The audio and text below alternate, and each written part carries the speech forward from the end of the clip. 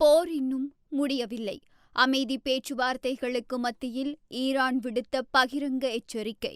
மக்களை சந்தித்த நல்லிணக்கத்திற்கான பணியகத்தின் தலைவர் காணிகளை விடுவிப்பதற்கு நடவடிக்கை எடுக்குமாறும் கோரிக்கை. யாழ் செம்மணி மனித புதைக்குழியின் 3ஆம் கட்ட அகழ்வுகள். 2ஆம் நாள் அகழ்வுகளின் நிலவரம். மன்னாரில் கள் விற்பனைக்கு தடை. உள்ளூர் உற்பத்தியாளர்களை பாதுகாக்க புதிய நடைமுறை. உயிர்த்த ஞாயிறு தாக்குதல் சூத்திரதாரிகளுக்கு தண்டனை நிச்சயம். அரசாங்க அமைச்சர் வழங்கிய உறுதி.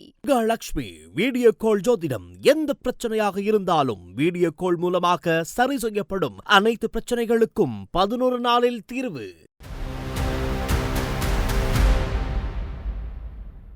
அமெரிக்காவுடன் தற்காலிக போர் நிறுத்தம் ஏற்பட்டிருந்தாலும் மேற்காசியாவில் இன்னும் போர் நீடிப்பதாக ஈரான் ராணுவம் தெரிவித்துள்ளது. அமெரிக்கா, இஸ்ரேல், ஈரான் இடையேயான போர் நிறுத்தம் மே 1ஆம் திகதி வரை நீட்டிக்கப்பட்டுள்ளது. போரை நிரந்தரமாக நிறுத்துவதற்கான பேச்சுவார்த்தையில் முரண்பாடுகள் ஏற்பட்டு வருகின்றன. அதாவது, போர் நிறுத்த ஒப்பந்தத்தில் அமெரிக்காவின் முக்கிய நிபந்தனையான அணுசக்தி திட்டம் குறித்த விவாதத்தை தற்போதைக்கு ஒத்திவைக்கலாம் என்று ஈரான் தெரிவித்துள்ளது. ஆனால் அமெரிக்கா இதனை ஏற்க மறுத்துள்ளது. மேலும் ஹார்மூஸ் நீரிணையை எப்படியாவது கைப்பற்றிவிட வேண்டும் என ஜனாதிபதி டிரம்ப் பல முயற்சிகளை மேற்கொண்டு வருகிறார். அது மட்டுமில்லாமல் ஈரானின் எண்ணெய் ஏற்றுமதியை குறிவைத்து அந்நாட்டு துறைமுகங்களுக்கு வந்து செல்லும் கப்பல் போக்குவரத்தை கட்டுப்படுத்துவதன் மூலம் பொருளாதார அழுத்தத்தை டிரம்ப் முடிவு செய்துள்ளதாக தகவல் வெளியாகியுள்ளது.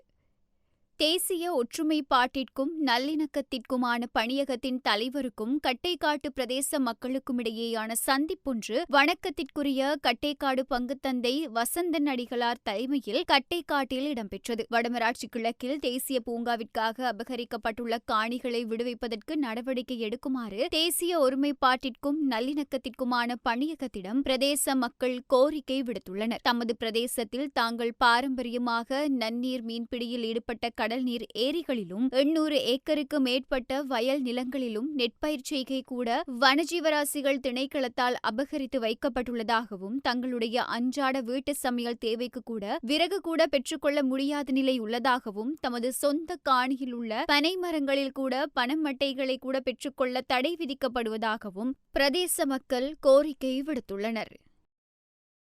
யாழ்ப்பாணம் செம்மணி மனித புதைக்குழியின் 3ஆம் கட்ட அகழ்வின் 2ஆம் நாள் அகழ்வுகள் நேற்று நடைபெற்றன. நேற்றைய தினம் எலும்புக்கூடுகள் எவையும் அடையாளம் காணப்படவில்லை. கடந்த ஆண்டு செப்டம்பர் மாதம் 2ஆம் கட்ட அகழ்வுடன் தற்காலிகமாக நிறுத்தப்பட்டிருந்த அகழ்வு நடவடிக்கை தற்போது மீண்டும் தொடங்கப்பட்டுள்ளது. நேற்றைய அகழ்வு நடவடிக்கை பணிகள் யாழ்ப்பாண நீதிமன்ற நீதிபதி எஸ். லெனின்குமார் மேற்பார்வையில் நடைபெற்றது. நேற்று முன்தினம் ஆரம்பமான 3ஆம் கட்ட அகழ்வு நடவடிக்கைகளுக்கான பாதீடு நீதி அமைச்சால் அங்கீகரிக்கப்பட்டு அதற்கான நிதி யாழ் மேல் நீதிமன்றுக்கு வழங்கப்பட்டது. இதன் அடிப்படையில் 3ஆம் கட்ட அகழ்வு நடவடிக்கைக்கு 56 நாட்களுக்கு முன்னெடுக்க தீர்மானிக்கப்பட்டுள்ளது. இதன்படி 2 வார கால அடிப்படையில் 3ஆம் கட்ட அகழ்வு முன்னெடுக்கப்படவுள்ளது.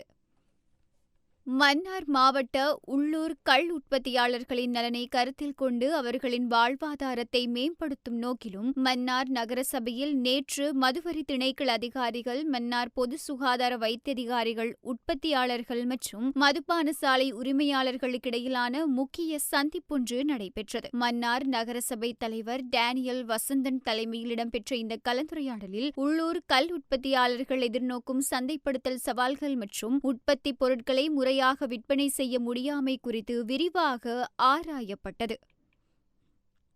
உயிர்த்த ஞாயிறு தாக்குதல் சூத்திரதாரிகளுக்கு நிச்சயமாக தண்டனை கிடைக்கும். அதற்கான விசாரணைகள் மிக வேகமாக முன்னெடுக்கப்பட்டு வருகின்றன. ஒரு நீதியான விசாரணைகள் மேற்கொள்ளப்பட்டு வருகின்றன. புத்தகங்களை எழுதி குற்றங்களை மறைத்து குற்றவாளிகள் தப்பிக்க முடியாது என பெருந்தோட்ட மற்றும் உட்கட்டமைப்பு பிரதி அமைச்சர் சுந்தரலிங்கம் பிரதீப் தெரிவித்தார். மட்டக்களப்பில் பெருந்தோட்ட மற்றும் உட்கட்டமைப்பு வசதிகள் பிரதி அமைச்சர் கைப்பணி பயிற்சி நிலையத்தினை திறந்து வைத்திருந்தார். இதில் கலந்து கொண்டு கருத்து தெரிவிக்கும் போதே அவர் இந்த விடயத்தை தெரிவித்தார்.